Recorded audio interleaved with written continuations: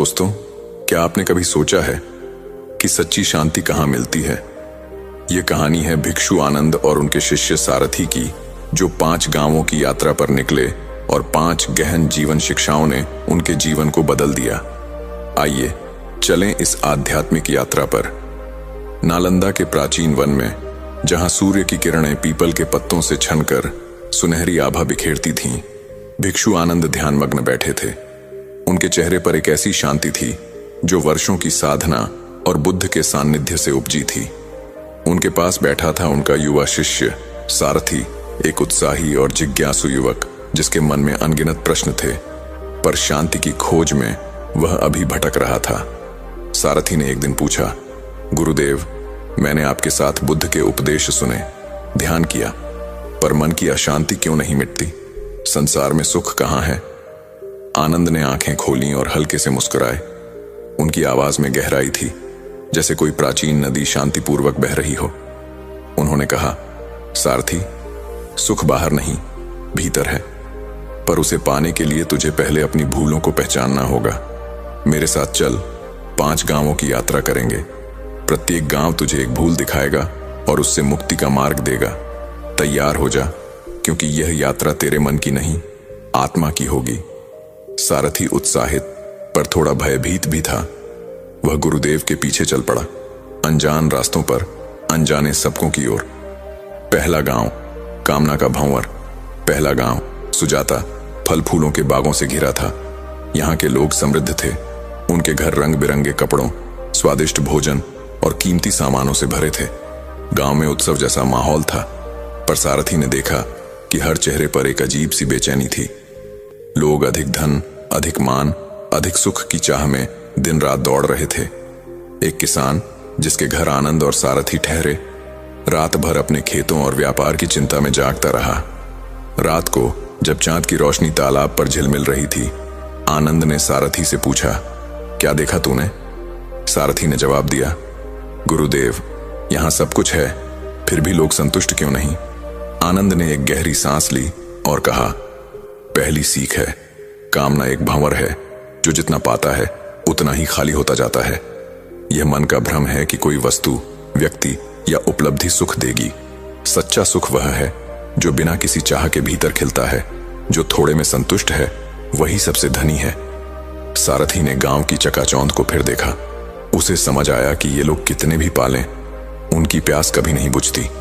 उसने मन ही मन ठान लिया कि वह अपनी चाहतों पर ध्यान देगा। दूसरा गांव आक्रोश की आग। दूसरा गांव कुसुमपुर हाल ही में बाढ़ की चपेट में आया था। घर ढह गए थे, खेत बर्बाद हो गए थे। गांव के लोग क्रोध से भरे थे। कोई सरकार को कोस रहा था, कोई प्रकृति को और कोई अपने भाग्य को। सारथी ने देखा कि एक बुजुर्ग महिला अपने खोए हुए घर के लिए रो रही थी, पर उसका क्रोध उसकी आंखों में आग बनकर जल रहा था। रात को जब वे एक टूटी फूटी छत के नीचे बैठे, आनंद ने सारथी से पूछा, यहां क्या जल रहा है? सारथी ने कहा, गुरुदेव, यहां सब कुछ खो गया है और लोग अपने दुख को क्रोध में बदल रहे हैं। आनंद ने शांत स्वर में कहा, दूसरी सीख है, क्रोध वह आग है जो पहले अपने ही मन को जलाती है। जब तू क्रोध करता है तो तू अपने शत्रु को नहीं, स्वयं को दंड देता है। क्रोध को समझ, उसे देख और उसे मौन में विलीन होने दे। यही मुक्ति का पहला कदम है। सारथी ने अपने जीवन में उन पलों को याद किया जब उसने क्रोध में गलतियां की थीं। वह चुपचाप आनंद के शब्दों को आत्मसात करने लगा। तीसरा गांव अहंकार का अंधकार। तीसरा गांव विद्यापुर विद्वानों और पंडितों का गढ़ था। यहां हर गली में शास्त्रार्थ की गूंज थी। लोग अपने ज्ञान का प्रदर्शन करते, दूसरों को नीचा दिखाने की होड़ में लगे रहते। सारथी, जो स्वयं भी कुछ शास्त्रों का जानकार था, एक शास्त्रार्थ में शामिल हुआ। उसने कई तर्क दिए, पर जीतने के बाद भी उसे खालीपन महसूस हुआ। रात को एक प्राचीन बौद्ध विहार की सीढ़ियों पर बैठे आनंद ने पूछा, सारथी, तूने आज क्या पाया? सारथी ने उदास स्वर में कहा, गुरुदेव, मैंने तर्क जीता पर मन हारा। आनंद ने हल्के से मुस्कुराते हुए कहा, तीसरी सीख है, ज्ञान जब अहंकार बन जाता है तो वह अंधकार बन जाता है। सच्चा ज्ञानी वही है जो अपने ज्ञान को करुणा और नम्रता में ढाल दे। ज्ञान का उद्देश्य स्वयं को ऊंचा करना नहीं, दूसरों को प्रेम और शांति देना है। सारथी को अपने अहंकार की गहराई दिखी। उसने मन में ठाना कि वह अब ज्ञान को सेवा का माध्यम बनाएगा। चौथा गांव, माया का भय। चौथा गांव धनपुर, ऐश्वर्य और वैभव से चमकता था। यहाँ के लोग धन, गहने और रिश्तों को संजोने में लगे थे, लेकिन उनके चेहरों पर भय था। चोरी का भय, हानि का भय, अपमान का भय। एक धनी व्यापारी ने आनंद और सारथी को अपने आलीशान घर में ठहराया, पर रात भर वह अपनी संपत्ति की रखवाली में जागता रहा। रात को जब तारे आकाश में टिमटिमा रहे थे, आनंद ने पूछा, सारथी, यहाँ क्या है? सारथी ने जवाब दिया, गुरुदेव, यहाँ सब कुछ है, पर भय भी उतना ही है। चौथी सीख है, माया वह जाल है जो भय को जन्म देता है। जो यह मानता है कि कुछ उसका है, वह सदा डरेगा कि वह छिन न जाए। जो कुछ भी नहीं थामता वही निर्भय है। त्याग ही सच्ची स्वतंत्रता है। सारथी ने महसूस किया कि उसका मन भी कई चीजों को थामे हुए था। उसने धीरे धीरे अपने मन को मुक्त करने का संकल्प लिया। पांचवां गांव, मौन का आलिंगन। पांचवां गांव शांतिपुर एक ऐसी जगह थी जहां हवा में शांति बसी थी। यहाँ के लोग कम बोलते थे, पर उनकी आंखों में प्रेम और संतुष्टि झलकती थी। गांव के बीच एक छोटा सा बौद्ध स्तूप था, जहां लोग ध्यान करते और प्रकृति के साथ एकाकार होते। सारथी ने पहली बार अपने मन की अशांति को शांत होते महसूस किया। उसने गहरी सांस ली और अपने भीतर एक अनजानी शांति को अनुभव किया। रात को स्तूप के पास एक छोटे से दीपक की रोशनी में आनंद ने कहा, पांचवी और अंतिम सीख है, मौन में ही आत्मा की आवाज सुनाई देती है। शब्द भटकाते हैं, मौन जोड़ता है। जब तू अपने भीतर की शांति से जुड़ जाता है तो संसार का कोई भय, कोई कामना, कोई क्रोध तुझे छू नहीं सकता। सारथी की आंखों में आंसू थे, पर यह दुख के नहीं, आत्मबोध के आंसू थे। जब आनंद और सारथी नालंदा लौटे तो सारथी अब वही उत्साही, भटकता हुआ युवक नहीं था। उसकी आंखों में एक गहरा विश्वास था, उसके मन में एक अटल शांति। उसने आनंद के चरणों में सिर झुकाया और कहा, गुरुदेव, 5 गांवों ने मुझे मेरे भीतर का दर्पण दिखाया। अब मैं जानता हूं कि शांति बाहर नहीं, मेरे भीतर ही थी। मैं आपके प्रति कृतज्ञ हूं। आनंद ने हल्के से उसका सिर सहलाया और कहा, जब शिष्य मौन को पा लेता है तभी वह गुरु का सच्चा उत्तराधिकारी बनता है। अब जा और जो तूने सीखा उसे संसार के साथ बांटो। एक बार की बात है, हिमालय की शांत और हरी भरी तराई में एक घना वन था। उस वन के बीचों बीच एक छोटी सी कुटिया में बौद्ध गुरु भिक्षु आनंद अपने शिष्य सबल के साथ रहते थे। गुरु आनंद एक अनुभवी साधक थे, जिन्होंने बुद्ध की शिक्षाओं को अपने जीवन में उतारा था। उनकी आंखों में करुणा और चेहरे पर शांति की चमक साफ झलकती थी। वहीं सबल, जो अभी युवा था, बद्धा, जिज्ञासु और उत्साही था, लेकिन उसका मन हमेशा अशांत रहता था। छोटी छोटी बातों पर वह परेशान हो जाता, कभी क्रोधित हो जाता तो कभी अनावश्यक चिंता में डूब जाता। उसे समझ नहीं आता था कि वह अपने मन को कैसे नियंत्रित करे। एक सूर्यास्त के समय जब वन में पक्षियों की चहचहाहट गूंज रही थी और हवा में ठंडक घुल रही थी, तब सबल अपनी कुटिया से बाहर निकला। वह गुरु आनंद के पास गया, जो एक बरगद के पेड़ के नीचे ध्यानमग्न बैठे थे। सबल ने उनके सामने हाथ जोड़े और विनम्रता से कहा, गुरुजी, मेरा मन हर समय भटकता है। कभी मुझे नींद नहीं आती, कभी मैं बेवजह परेशान हो जाता हूं। मुझे शांति चाहिए। कृपया मुझे शांत रहने के तरीके बताइए। मैं यह भी जानना चाहता हूं कि शांत कैसे रहा जाए, शांत रहते समय क्या करना चाहिए, इसके फायदे क्या हैं और किन परिस्थितियों में शांत रहना चाहिए। गुरु आनंद ने अपनी आंखें खोलीं और सबल को अपने पास बैठने का इशारा किया। फिर वे उसे पास ही बह रहे एक छोटे से सरोवर के किनारे ले गए। वहां पानी की सतह इतनी शांत थी कि उसमें आसमान और पेड़ों का प्रतिबिंब साफ दिखाई दे रहा था। गुरु ने गहरी सांस ली और शांत स्वर में बोले, सरल शांति बुद्ध की राह का आधार। हां, यह कोई बाहरी चीज वहीं, बल्कि तेरे भीतर का खजाना। हां, इसे पाने के लिए धारा, यह अभ्यास और समझ चाहिए। मैं तुझे एक एक कर सब समझाता हूं। गुरु ने एक पत्थर उठाया और उसे सरोवर में धीरे से डाला। पानी में छोटी छोटी लहरें उठीं और फिर धीरे धीरे शांत हो गईं। गुरु बोले, सबल, पहला तरीका है अपनी सांस पर ध्यान देना। जब तेरा मन अशांत हो, जैसे यह पानी पत्थर से हिल गया था, तो अपनी आंखें बंद कर और अपनी सांस को देखा। धीरे धीरे सांस वे अपने पेट को हवा से भरते हुए महसूस कब, और फिर धीरे धीरे सांस छोड़े। ऐसा करने से तेरा मन लहरों की तरह शांत हो जाएगा। सबल ने वैसा ही किया। उसने कई बार गहरी सांस ली और छोड़ी।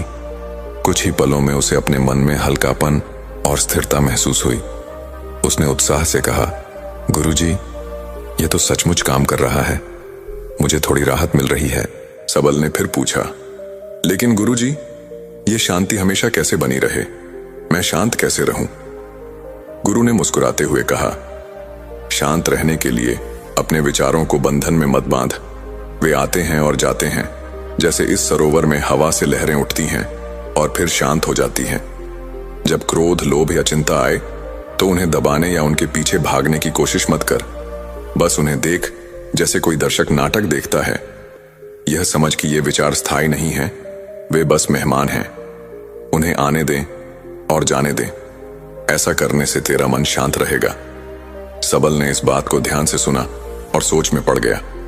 उसने कहा, यह तो थोड़ा कठिन लगता है, लेकिन मैं कोशिश करूंगा। फिर सबल ने उत्सुकता से पूछा, गुरुजी, जब मैं शांत रहूं तो उस समय क्या करूं? गुरु ने चारों ओर देखा और बोले, शांति में रहकर वर्तमान को जियो। इस वन की आवाजें सुनो, पत्तियों की सरसराहट, पंछियों का गीत, हवा का स्पर्श, या फिर इस सरोवर के पानी को देखो जो बिना हिले स्थिर है। अगर मन भटके तो ध्यान कर, अपनी सांस पर लौट आ और अपने भीतर की शून्यता को महसूस कर। यह तुझे और गहरी शांति देगा। गुरु ने आगे कहा, या फिर कोई छोटा काम कर, जैसे लकड़ियां बीनना, कंपोनेंट प्लेसमेंट या कुटिया की सच्चाई, लेकिन उसे पूरे ध्यान से कब, यह भी शांति को बढ़ाएगा। सबल ने सिर हिलाया और सोचा कि वह अगले दिन से ऐसा करेगा। सबल ने फिर पूछा, गुरुजी, इस शांति से मुझे क्या लाभ होगा? गुरु ने गहरे स्वर में कहा, शांति से तेरा मन निर्मल और स्वच्छ होगा, जैसे यह सरोवर का पानी। तुझे सही और गलत की पहचान होगी, क्योंकि अशांत मन में भ्रम रहता है। तेरा तनाव दूर होगा, नींद अच्छी आएगी और तू हर परिस्थिति में संतुलित रहेगा। शांति तुझे वह शक्ति देगी जो क्रोध या चिंता कभी नहीं दे सकती। यह तुझे सच्ची आजादी और सुख का अनुभव कराएगी। सबल ने यह सुनकर कहा, गुरुजी, यह तो बहुत बड़ी बात है, मैं इसे जरूर अपनाऊंगा। अंत में सबल ने पूछा, गुरुजी, मुझे किन परिस्थितियों में शांत रहना चाहिए? गुरु ने गंभीर होकर कहा, सबल, इन 5 स्थितियों में शांति बहुत जरूरी है। पहली, जब कोई तुझे अपमान करे या गलत बोले, तब क्रोध की जगह शांत रहकर जवाब दे। दूसरी, जब दुख आए, जैसे कोई प्रिय चीज खो जाए, तब शांति तुझे सहन शक्ति देगी। तीसरी, जब क्रोध उबल रहा हो, तब शांत रहकर उसे ठंडा कर। चौथी, जब बद्धा संकट आए, जैसे बीमारी या मुश्किल समय, तब शांति तुझे रास्ता दिखाएगी। और पांचवी, जब तू कोई बद्धा फैसला ले रहा हो, तब शांत मन ही सही निर्णय ले सकता है। सबल ने गुरु की हर बात को अपने हृदय में उतार लिया। उसने कहा, गुरुजी, मैं आपकी सीख को आजमाऊंगा। कुछ दिन बाद एक घटना घटी। सबल वन में लकड़ियां बीन रहा था कि अचानक एक जंगली भेड़िया उसके सामने आ गई। उसकी आंखें चमक रही थीं और वह गुर्राने लगी। पहले तो सबल का दिल जोर जोर से धड़कने लगा और वह भागने को हुआ, लेकिन तभी उसे गुरु की सीख याद आई। उसने गहरी सांस ली, अपने मन को शांत किया और धीरे धीरे पीछे हटना शुरू किया। उसने भेड़िए की ओर नहीं देखा और न ही कोई जल्दबाजी दिखाई। कुछ देर बाद भेड़िया मुद्दा कर जंगल में चला गया। सबल की जान बच गई। उसने राहत की सांस ली और मन ही मन गुरु को धन्यवाद दिया। उस दिन से सबल ने रोज सांस का अभ्यास और ध्यान शुरू किया। वह वन में प्रकृति के साथ समय बिताने लगा और अपने विचारों को शांत भाव से देखने की आदत डालने लगा। धीरे धीरे उसका मन स्थिर और शांत हो गया। एक दिन गुरु आनंद ने उसे देखा और मुस्कुराते हुए कहा, सबल, तूने बुद्ध की राह पर चलना सीख लिया। अब तेरा जीवन शांति, करुणा और समझ से भरा रहेगा। और इस तरह एक साधारण शिष्य ने अपने गुरु की सीख से शांति का गहरा सबक सीखा और अपने जीवन को सार्थक बनाया। दोस्तों, आकर्षण का नियम यानी लॉ ऑफ अट्रैक्शन एक ऐसी कला है जो आपके अंदर है, मेरे अंदर है, हर मनुष्य के अंदर होती है, लेकिन इस कला से हम अनजाने हैं। वास्तव में आप जो सोचोगे वही होगा। लेकिन कैसे? क्या आपने कभी सोचा है कि क्यों हमारे काम बनते बनते बिगड़ जाते हैं? क्यों हम अपने कार्यों में सफल नहीं हो पाते हैं? क्यों हम हमेशा ही दुखी रहते हैं? आइए इसे एक छोटी सी कहानी के माध्यम से समझते हैं कि कैसे हम जो भी चाहे उसे आकर्षण के नियम यानी लॉ ऑफ अट्रैक्शन के माध्यम से पा सकते हैं। दोस्तों, ट्रू लाइन चैनल पर आपका स्वागत है। तो शुरू करते हैं। मानव अपने जीवन से बहुत परेशान था। उसका कोई भी काम नहीं बनता था। वह जो भी कार्य करता वह उसको सही से नहीं कर पाता। सफलता उससे कोसों दूर थी। वो अपने जीवन में कुछ भी काम करता तो उसे सफलता ही नहीं मिल पाती। इसके चलते उसके घर में हमेशा रहने लगी थी। घर में हमेशा क्लेश ही होता रहता था। मानव को एक ऐसे मंत्र की जरूरत थी जिससे उसकी सारी समस्याएं समाप्त हो सके। उसने कई लोगों से, कई ज्ञानियों से, विद्वानों से एक मंत्र की मांग की जिसको पढ़ने से उसकी सारी परेशानियां और सारे दुख दूर हो जाएं। लेकिन उन ज्ञानी लोगों ने, उन विद्वानों ने मानव को बहुत सारे ऐसे मंत्र दिए जिससे उसकी परेशानी दूर हो सके। उसने सारे मंत्रों को अपनाया, लेकिन कोई भी मंत्र काम नहीं आया। कुछ दिनों बाद मानव एक बौद्ध गुरु के बारे में सुनता है। अब मानव बौद्ध गुरु को खोजते हुए एक जंगल में पहुंच जाता है और जंगल में उसे एक आश्रम दिखाई दिया। वहां उसे बौद्ध गुरु मिले। उसने बौद्ध गुरु से कहा, गुरुदेव, मैं बहुत दुखी हूं, परेशान हूं, कृपया मेरे दुखों का समाधान करें। बौद्ध गुरु मुस्कुराए और बोले, भंते, इस दुनिया में सभी लोग दुखी हैं। तुम कितने बड़े दुखी हो। मानव ने कहा, मैं सबसे ज्यादा दुखी हूं। फिर बौद्ध गुरु ने कहा, तुम्हें मुझसे क्या चाहिए? मानव ने कहा, मुझे एक ऐसा मंत्र चाहिए जिसे पढ़ने के बाद मेरे सारे दुख दूर हो जाएं। बौद्ध गुरु ने कहा, मंत्र ऐसे नहीं मिलते, उसके लिए कुछ करना पड़ता है। अगर मैं तुमसे कुछ करने के लिए कहूं तो क्या तुम करोगे? और जैसा मैं कहूंगा ठीक वैसा ही करना होगा। मानव ने कहा, जी गुरुदेव, आप जैसा कहेंगे मैं वैसा ही करूंगा। जो नियम आप बताएंगे मैं वैसा ही करूंगा। सारे यज्ञ, हवन, कंपोनेंट प्लेसमेंट, पूजा पाठ सब कुछ करूंगा, कुछ भी नहीं छोड़ूंगा। बौद्ध गुरु ने कहा, यह सब तो बहुत आसान चीजें हैं। मंत्र पाने के लिए बड़ी कठिन मेहनत करनी पड़ती है, क्या तुम कर पाओगे? मानव ने कहा, गुरुदेव, क्या मुझे जलते अंगारों पर चलना होगा? बौद्ध गुरु ने हंसते हुए बोले, नहीं नहीं, इतना भी आसान काम भी नहीं है। गुरुदेव की यह बात सुनकर मानव की हालत खराब हो गई। अब मानव सोचने लगा, पता नहीं गुरुदेव मुझसे क्या करवाना चाहते हैं।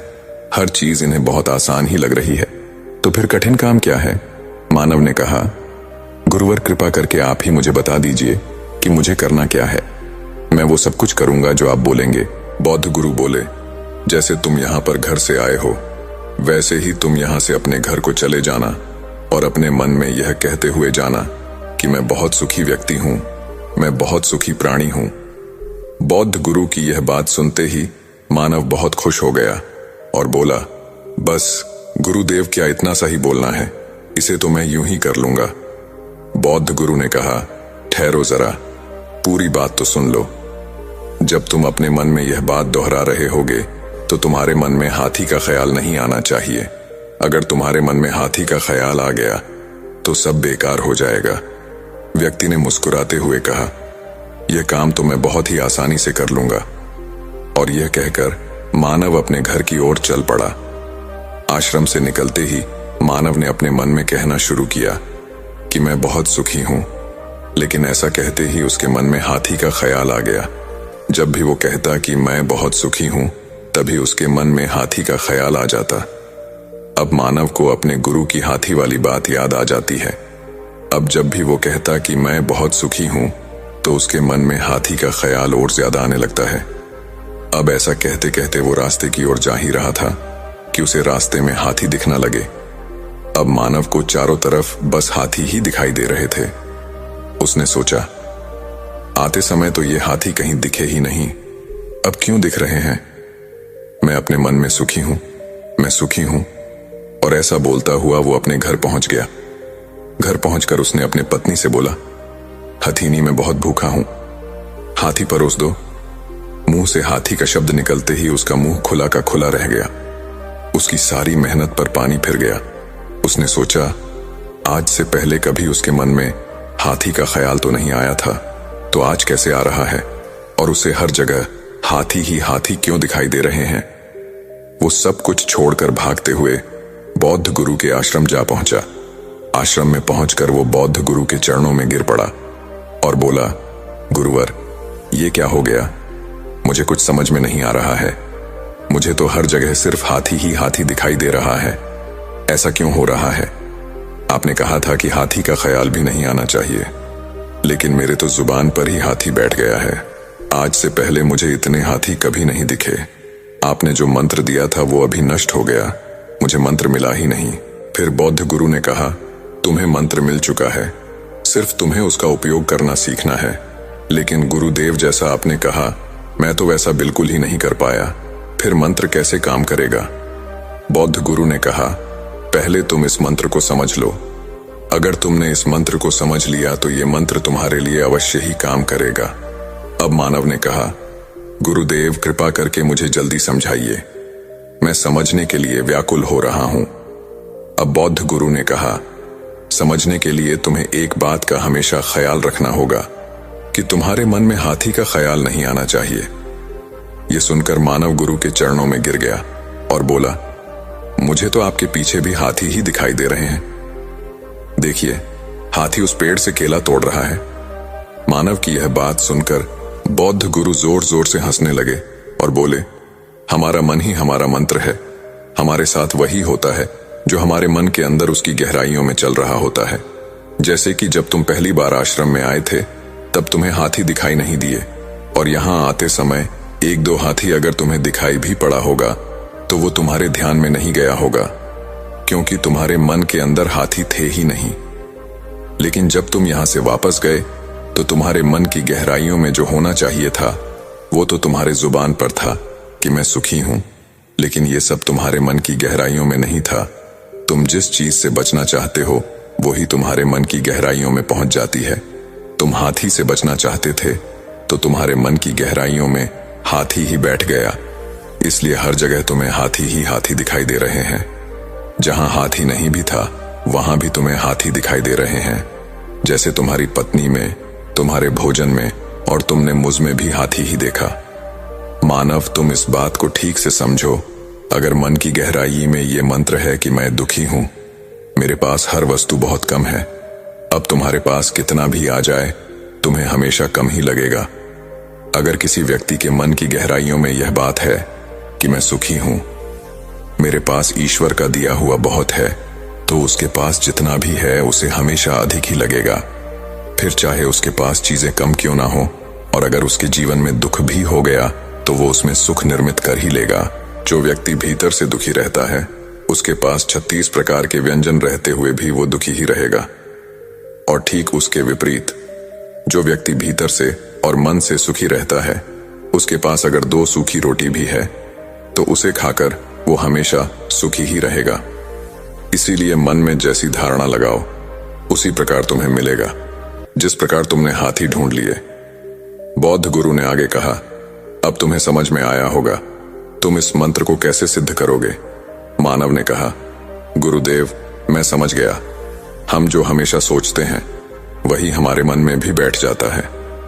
मैं लगातार शब्दों का उच्चारण मुंह से जरूर कर रहा था, पर मेरी सोच तो हाथियों पर ही चल रही थी, इसलिए वह मुझे हर जगह दिखाई दे रहे थे। इसी तरह मैं जीवन में सुख चाहता हूं, लेकिन मेरे मन में तो दुख ही बैठा हुआ है और मेरे सब काम बिगड़ने लगते हैं, क्योंकि मैं हमेशा ही उल्टा सोचता रहता हूं, और इसलिए यह मंत्र भी उल्टा ही हो जाता है। वास्तव में हमारे मन में जो भी चलता है वह एक साधना की तरह ही होता है। अगर कोई सच्चे मन से साधना करता है तो उसे फल अवश्य ही मिलेगा। अगर मन में हम गलत सोच विचार रखेंगे तो हमें उसका फल भी गलत ही मिलेगा। इसीलिए अच्छी सोच और अच्छे विचारों को जितना जल्द हो सके काम में लगाने की जरूरत है, क्योंकि एक सकारात्मक विचार को नकारात्मक विचार में बदलने में देर नहीं लगती।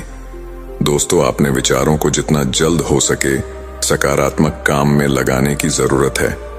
कहानी हमें सिखाती है कि हमारा मन जैसी धारणा को आत्मसात करता है, वैसे ही हमारे जीवन का निर्माण होता है। जब तक हमारे विचार सही दिशा में नहीं होंगे, तब तक जीवन में सुख और संतोष नहीं आ सकता। इसी वजह से सकारात्मक सोच और अच्छे विचारों का होना बेहद महत्वपूर्ण है, क्योंकि ये हमारे जीवन को गहराई से प्रभावित करते हैं।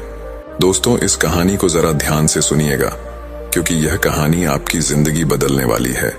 इसमें बताया गया है कि क्यों हमको मौन रहने के लिए बोला जाता है। दोस्तों, यह बात सत्य है कि जब हम खुद पर ध्यान देते हैं तो हमारी जीवन बेहतर हो जाता है, लेकिन जब हम दूसरों पर ध्यान देते हैं तो हमको सिर्फ उनकी परेशानियां ही सुनने को मिलती हैं और हम उनकी जिंदगी का एक मुश्किल हिस्सा भी बन जाते हैं। फिर भी कुछ लोग हमेशा दूसरों की जिंदगी में दिलचस्पी रखते हैं और यह जानने की कोशिश करते रहते हैं कि उनकी जिंदगी में क्या चल रहा है, कैसे चल रहा है। ऐसे लोग ही अक्सर परेशान और दुखी रहते हैं और कई बार नई मुसीबत को अपने सिर ले लेते हैं। आज की कहानी भी इसी विषय पर है। यह कहानी आपको अवश्य सुननी चाहिए। नमस्कार दोस्तों, ट्रू लाइन यूट्यूब चैनल पर आपका स्वागत है। आइए कहानी शुरू करते हैं। जंगल में एक गुरु का एक बहुत ही सुंदर आश्रम था, जहां नदियों की ठंडी धारा और पक्षियों की चहचहाहट से आश्रम में हमेशा शांति और सुकून का माहौल रहता था। इस आश्रम में एक बौद्ध भिक्षु अपने एक शिष्य के साथ रहा करते थे। शिष्य का नाम मानव था। इस सुकून भरे वातावरण के बीच गुरुदेव के शिष्य मानव की एक आदत थी जो गुरुदेव को अक्सर परेशान किया करती थी। मानव में एक ऐसी आदत थी जिसे कई बार गुरुदेव ने सुधारने की कोशिश की थी, पर वह अपनी आदत से बाज नहीं आता था। मानव हमेशा दूसरों के जीवन में दखल देता था। जब भी उसे कोई अनजान व्यक्ति मिलता तो वह उससे बेवजह बहुत बातें करता, फालतू की बातें करता और अजीबोगरीब सवाल पूछता रहता।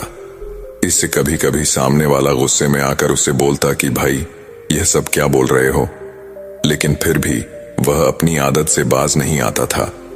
वह जब भी आश्रम से बाहर भिक्षा मांगने जाता, लोगों से उनके निजी जीवन के बारे में सवाल पूछता। वह जानना चाहता था कि उनकी जिंदगी में क्या चल रहा है, कौन किससे क्या कह रहा है और कौन किस दिशा में जा रहा है। उसे हमेशा दूसरों के बारे में बातें करने की आदत थी, जबकि गुरुदेव उसे बार बार समझाते थे कि अपना ध्यान केवल अपने कर्मों पर लगाओ, दूसरों के जीवन में हस्तक्षेप करना ठीक नहीं है। एक दिन गुरुदेव ने मानव से कहा, मानव, तुम अपनी ऊर्जा दूसरों के जीवन में झांकने में क्यों लगाते हो? हर व्यक्ति का जीवन उसका अपना है और उसमें दखल देना तुम्हारे ध्यान और साधना में बाधा उत्पन्न कर रहा है। लेकिन मानव की यह आदत आसानी से छूटने वाली नहीं थी। हर बार वह वही गलती दोहराता और गुरुदेव उसे फिर से समझाते। मानव की यह आदत मनो छूटने का नाम ही नहीं ले रही थी। एक दिन गुरुदेव ने मानव को अपने साथ भिक्षा लेने के लिए गांव में ले जाने का निर्णय लिया। वह जानते थे कि यदि उसे सही समय पर सबक नहीं सिखाया गया तो उसकी आध्यात्मिक यात्रा अधूरी रह जाएगी। गांव में पहुंचने के बाद गुरुदेव ने उसे अकेला छोड़ दिया ताकि वह खुद लोगों से मिल सके और भिक्षा मांग सके। मानव ने कुछ घरों पर दस्तक दी। भिक्षा मांगने के दौरान उसकी पुरानी आदत फिर से उभर आई। वह हर व्यक्ति से उनके निजी जीवन के बारे में पूछता। एक घर के द्वार पर उसने एक स्त्री से पूछा, तुम्हारे पति कहाँ हैं? क्या तुम्हारे बच्चे स्कूल जाते हैं? औरत को बहुत गुस्सा आया और वह उसे बुरा भला सुनाने लगी और कहने लगी, तुम कम बोलो, यही तुम्हारे लिए अच्छा होगा। दरअसल उसके पति को किसी गलत कार्य के कारण कारावास में डाल दिया गया था और उसके बारे में फैल रही गलत अफवाहों के बारे में सुन सुनकर वह स्त्री बहुत परेशान हो चुकी थी। पर मानव को तो सबके जीवन के बारे में जानने की गहरी उत्सुकता रहती थी कि हर किसी के जीवन में क्या चल रहा है। अब उस स्त्री से बर्दाश्त नहीं हुआ। तब उस स्त्री ने गांव वालों के सामने मानव को बहुत मरा, जिससे वह लहूलुहान हो गया और उसको असहनीय पीड़ा भी होने लगी। मानव उस स्त्री से बचने का प्रयास करता, पर उस स्त्री ने उसे बहुत की बुरी तरह पीटा। गुरुदेव दूर से यह सब देख रहे थे। उन्होंने सोचा कि मानव को एक वास्तविक और गहरी सीख की जरूरत है। भिक्षा समाप्त करके वे दोनों आश्रम वापस लौटे। गुरुदेव ने मानव से कुछ नहीं कहा, लेकिन उनके मन में एक योजना तैयार हो चुकी थी। कुछ दिन बाद आश्रम में एक बड़ा यज्ञ आयोजन किया गया। गांव के बहुत से लोग यज्ञ में शामिल होने आए। यज्ञ के बाद सभी लोग गुरुदेव के पास आशीर्वाद लेने आए। इस मौके पर मानव की आदत फिर उभर आई। वह लोगों से उनके निजी जीवन के बारे में सवाल पूछने लगा। उसने एक वृद्ध व्यक्ति से पूछा, आपके बेटे कहाँ हैं? क्या वे आपकी देखभाल करते हैं? उस वृद्ध व्यक्ति ने निराशा भरे स्वर में उत्तर दिया, मेरे बेटे अब मेरी चिंता नहीं करते। वृद्ध व्यक्ति ने कहा, आजकल के बेटे माता पिता की कहां सेवा करते हैं, सब मतलबी हो गए हैं, अपने अपने काम, व्यापार और शहर की जिंदगी में व्यस्त हैं। मुझे कौन पूछने वाला है? लेकिन बेटा, तुम किसी से यह बात मत कहना। मैं तुम्हें अपने मन की बात बता रहा हूं।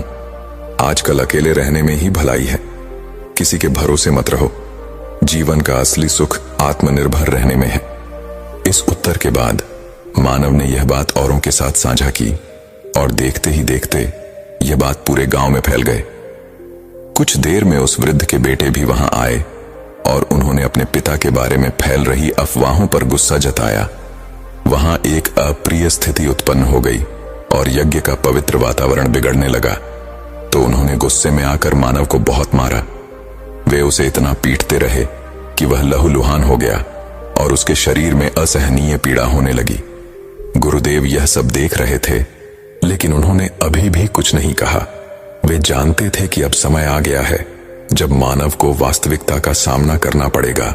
कुछ दिन बाद गुरुदेव ने मानव को अपने साथ जंगल के एक गहरे हिस्से में ले जाने का निश्चय किया।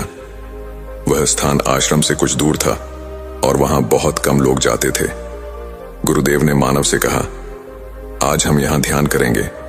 यहां की शांति में तुम अपने मन को एकाग्र कर सकोगे। मानव तैयार हो गया और दोनों वहां ध्यान करने बैठ गए। कुछ ही देर में मानव ने ध्यान में डूबने की कोशिश की, लेकिन उसके मन में हमेशा की तरह अन्य लोगों की बातें चलने लगीं। वह सोचने लगा कि गांव के लोग यज्ञ के बारे में क्या सोच रहे होंगे, वृद्ध व्यक्ति के बेटे क्या कर रहे होंगे, और इस तरह के अन्य सवाल उसके मन में उठने लगे। उसका मन शांत नहीं हो पा रहा था। मानव ध्यान में बैठने के बजाय बेचैन था। उसने अपनी बेचैनी गुरुदेव से साझा करते हुए कहा, गुरुदेव, आज मेरा मन कुछ मीठा खाने का कर रहा है। क्या मैं भिक्षा में कुछ मीठा मांग कर ले आऊं? गुरुदेव को यह सुनकर क्रोध आया, लेकिन उन्होंने अपने क्रोध को शांत रखा और बड़े ही शांतिपूर्वक उत्तर दिया, नहीं, आज ध्यान का दिन है। आज हम भोजन के बारे में नहीं, केवल ध्यान के बारे में सोचेंगे। मानव ने कहा, ठीक है गुरुदेव, पर उसकी उत्सुकता शांत नहीं हुई। फिर गुरुदेव उसे एक लंबी यात्रा पर ले गए। दिन भर चलते रहे और मानव भूख और प्यास से व्याकुल था। शाम के करीब जब उसकी हालत खराब होने लगी, उसने गुरुदेव से कहा, गुरुदेव, क्या हम पानी पी सकते हैं? गुरुदेव ने शांति से उत्तर दिया, नहीं, हम पानी नहीं पी सकते। इस साधना का यही उद्देश्य है कि हम अपने शरीर को मानसिक और शारीरिक रूप से मजबूत बनाएं। बिना किसी भौतिक आवश्यकता के ध्यान में स्थित रहना ही असली साधना है। कुछ देर और चलने के बाद मानव की प्यास बर्दाश्त से बाहर हो गई। उसका गला सूख रहा था और शरीर कांपने लगा। अंततः उससे रहा नहीं गया। उसने गुस्से में कहा, गुरुदेव, ये कैसी शिक्षा है जिसमें हम पानी तक नहीं पी सकते? उसने जिद करते हुए कहा, नहीं गुरुदेव, मुझे अभी पानी चाहिए, मैं और इंतजार नहीं कर सकता।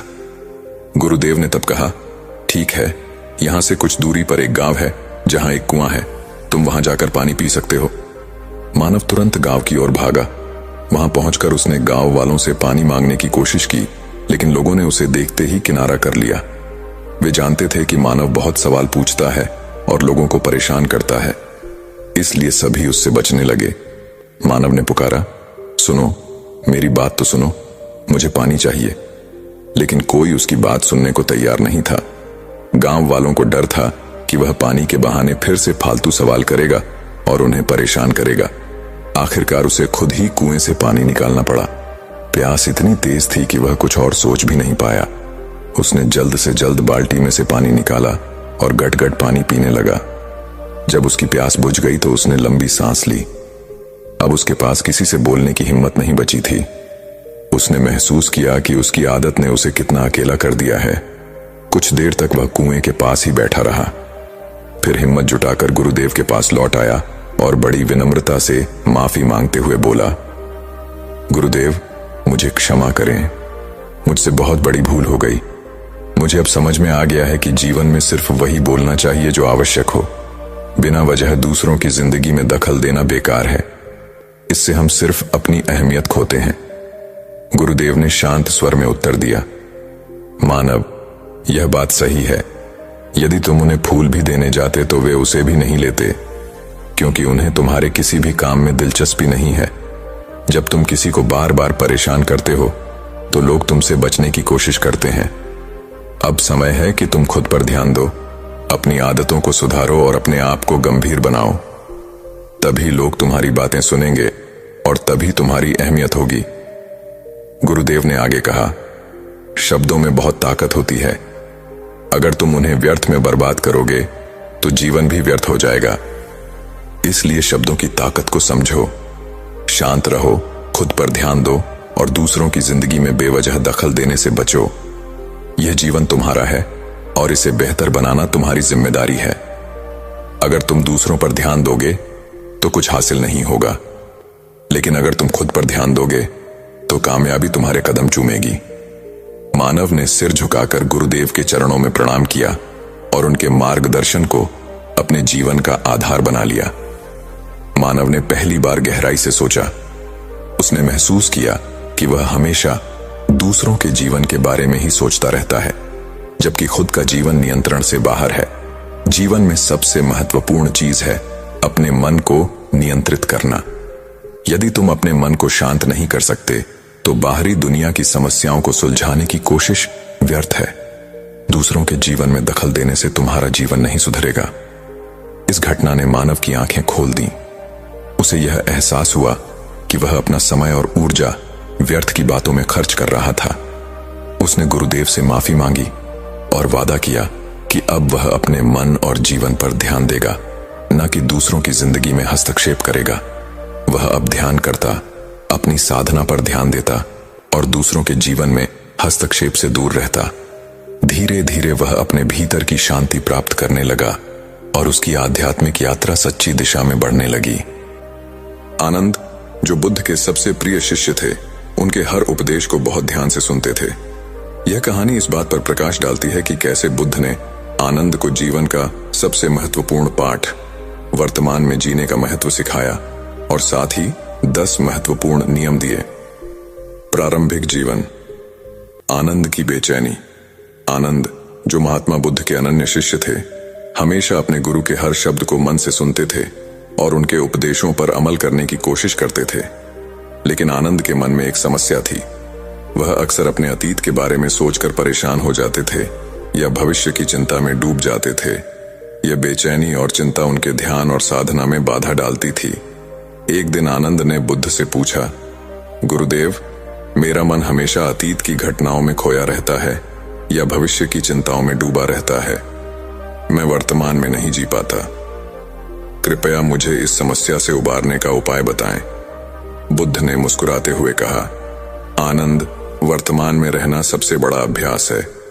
जो व्यक्ति वर्तमान में जीता है वह जीवन के हर पल को पूर्णता से जीता है। मैं तुम्हें 10 नियम बताऊंगा जिनका पालन करने से तुम वर्तमान में केंद्रित रह सकोगे। सांस पर ध्यान केंद्रित करो। बुद्ध ने आनंद से कहा, पहला नियम यह है कि अपनी सांस पर ध्यान केंद्रित करो। सांस जीवन का सबसे स्पष्ट और तात्कालिक अनुभव है।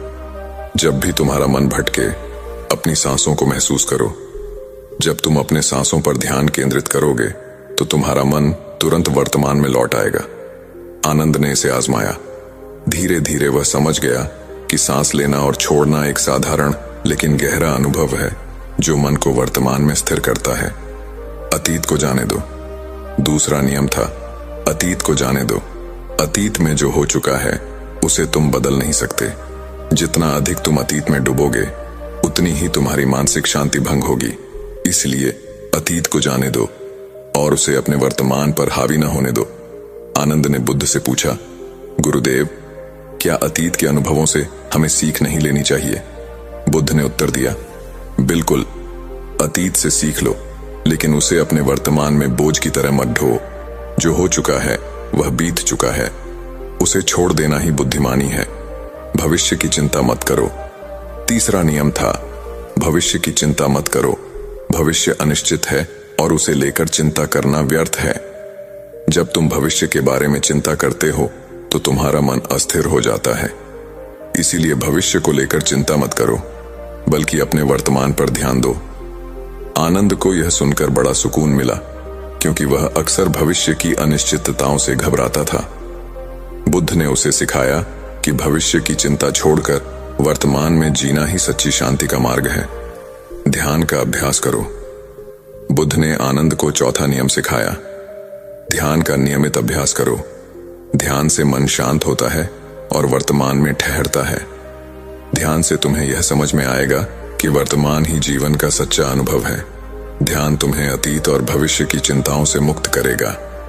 आनंद ने ध्यान को अपनी दिनचर्या में शामिल किया और धीरे धीरे उसने महसूस किया कि उसका मन अधिक स्थिर और शांत हो गया है।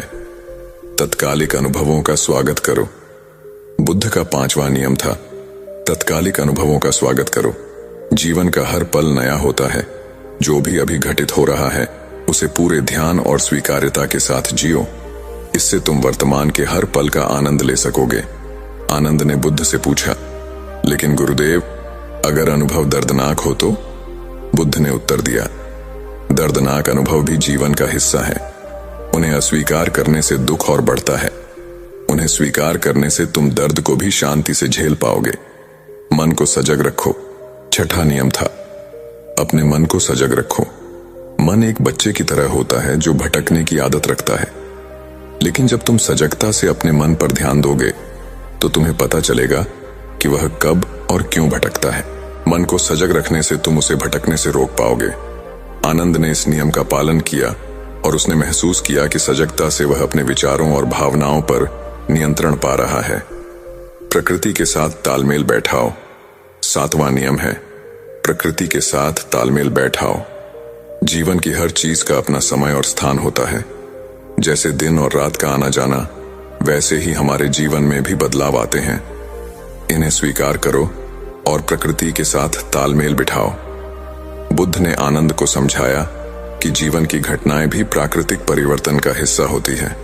जब हम इन्हें स्वाभाविक मानकर स्वीकारते हैं तो जीवन में शांति आती जीना। आभार व्यक्त करो। आठवां नियम था, आभार व्यक्त करो। जीवन में जो कुछ भी है उसके प्रति आभार व्यक्त करो। जब तुम आभारी होते हो तो तुम्हारा मन नकारात्मकता से मुक्त हो जाता है और तुम वर्तमान के हर पल का आनंद लेने लगते हो। आनंद ने महसूस किया कि आभार व्यक्त करने से उसका मन शांत और संतुष्ट हो गया। उसने हर छोटी बड़ी चीज के लिए आभार व्यक्त करना शुरू कर दिया। मृत्यु को स्वीकार करो। नौवां नियम है, मृत्यु को स्वीकार करो। मृत्यु जीवन का अपरिहार्य सत्य है।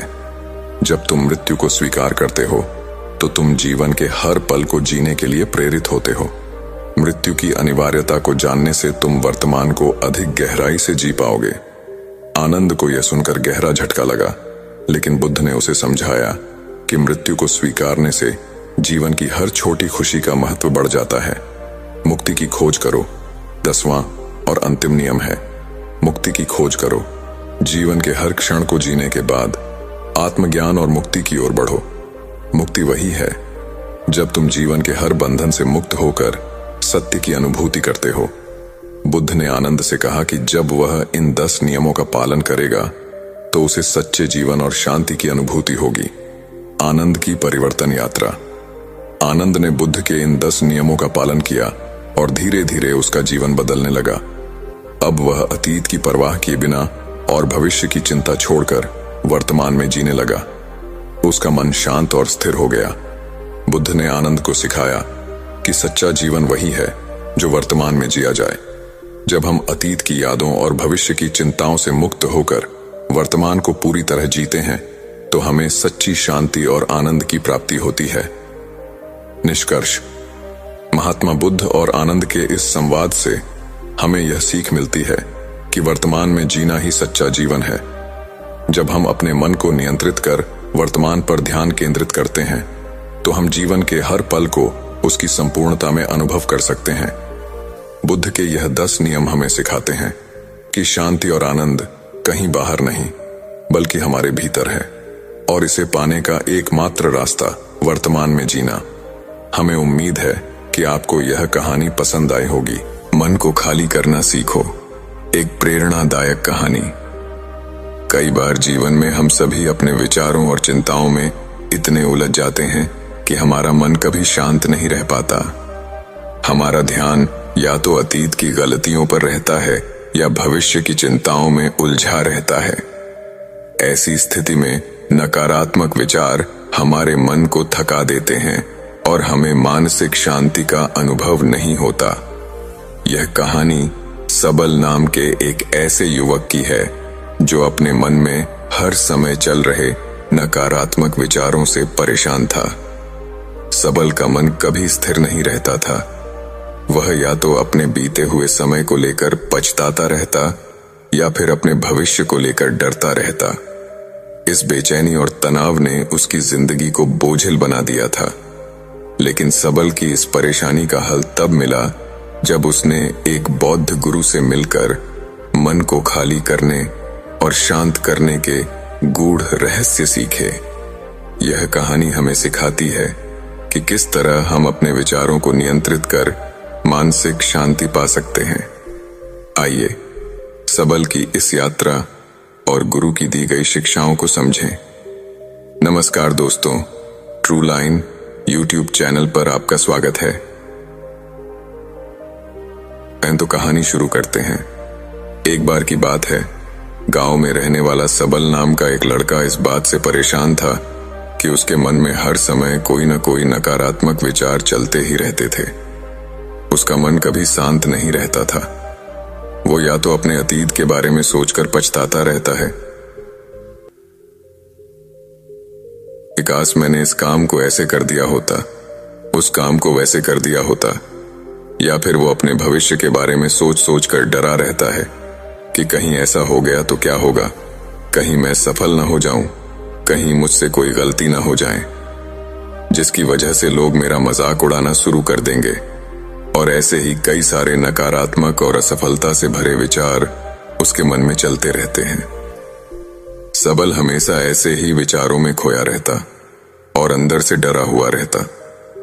एक दिन सबल के एक मित्र ने उसको बताया कि पास ही के वन में एक बौद्ध गुरु रहते हैं, तुम उसके पास जाओ, हो सकता है कि वो आपकी मानसिक परेशानी का हल निकाल दे। सबल उन बौद्ध गुरु के पास जाता है और अपनी सारी समस्या उनको बताता है। बौद्ध गुरु सबल की सारी बातें बड़े ध्यान से सुनते हैं और कहते हैं, भंते तुम मुझसे क्या जानना चाहते हो? सबल ने कहा, गुरुवर मैं अपने मन को खाली करना चाहता हूं। मैं आपसे यह जानना चाहता हूं कि मन को खाली कैसे करते हैं? बौद्ध गुरु ने कहा, मन को खाली करना कोई 1-2 दिन का काम नहीं है। यह बहुत ही लंबी प्रक्रिया है। क्या तुम इसके लिए तैयार हो? सबल ने कहा, जी गुरुवर, मैं कितनी भी बड़ी प्रक्रिया से गुजरने के लिए तैयार हूं। बौद्ध गुरु ने आगे कहा, मन को खाली और नकारात्मक विचारों से दूर रखने के 6 तरीके हैं। तुम एक एक करके उन्हें समझना। मन को खाली और नकारात्मक विचारों से दूर करने का पहला तरीका है, ऐसे लोगों का साथ छोड़ दो जो हमेशा तुम्हें कमजोर, पिछड़ा हुआ, लक्ष्यहीन और गरिमा रहित इंसान महसूस करवाएं। अक्सर हमारे आसपास कुछ ऐसे लोग भी होते हैं जो शायद पद और धन में थोड़ा ऊपर होते हैं, लेकिन वो अपने इसी पद और धन के घमंड में अपने से थोड़े नीचे के लोगों को कुछ भी नहीं समझते। वो हमेशा ही अपने से छोटे लोगों को हमेशा यह महसूस करवाते हैं कि वो कितने छोटे हैं और वो जीवन में कुछ भी हासिल नहीं कर पाएंगे। इसके अलावा कई बार हमारे कुछ मित्र, हमारे कुछ परिवार वाले ऐसे होते हैं जो अक्सर हमें छोटा महसूस करवाते हैं, हमें नीचा दिखाने की कोशिश करते रहते हैं। लोगों के सामने हमारा मजाक बनाते हैं। तो ऐसे लोगों से जितना हो सके दूर रहो, क्योंकि ये ऐसे लोग होते हैं जो तुम्हारी नजरों में तुम्हारी गरिमा को नष्ट कर तुम्हें लक्ष्यहीन बना देंगे। तुम्हें खुद की काबिलियत पर संदेह होना शुरू हो जाएगा। तुम्हारे अंदर खुद के प्रति और दुनिया के प्रति नकारात्मक भावना पनपने लगेगी, और ये नकारात्मक विचार तुम्हें मानसिक तनाव और चिंता की तरफ ले जाएंगे। दूसरा, बहुत ही कम और चुनिंदा लोगों को ही अपना मित्र बनाओ। हो सके तो ऐसे लोगों को ही अपना मित्र बनाओ जिनसे तुम कुछ सीख सकते हो, जिनकी तुम इज्जत कर सकते हो, जो तुम्हारी भावनाओं को समझे, जिनकी सोच तुमसे मेल खाती हो, जो जीवन में आगे बढ़ते हुए तुम्हारी सहायता करे। हमारे जीवन और चरित्र में हमारे माँ बाप के बाद हमारे मित्रों का ही सबसे ज्यादा प्रभाव पड़ता है। इसीलिए मित्रों का सही होना बहुत आवश्यक है। कहा भी जाता है कि तुम उन 5 लोगों के औसत हो जिनके साथ तुम अपना सबसे ज्यादा वक्त बिताते हो। अगर तुम्हारे आसपास के 5 लोग जिनके साथ तुम अपना सबसे ज्यादा वक्त बिताते हो वो ईमानदार हैं, तो धीरे धीरे तुम भी ईमानदार बन जाओगे। अगर वो 5 अमीर हैं तो तुम भी अमीर बनना शुरू कर दोगे। तुम वही बन जाओगे जैसे लोगों के साथ तुम अपना सबसे ज्यादा वक्त बिताते हो।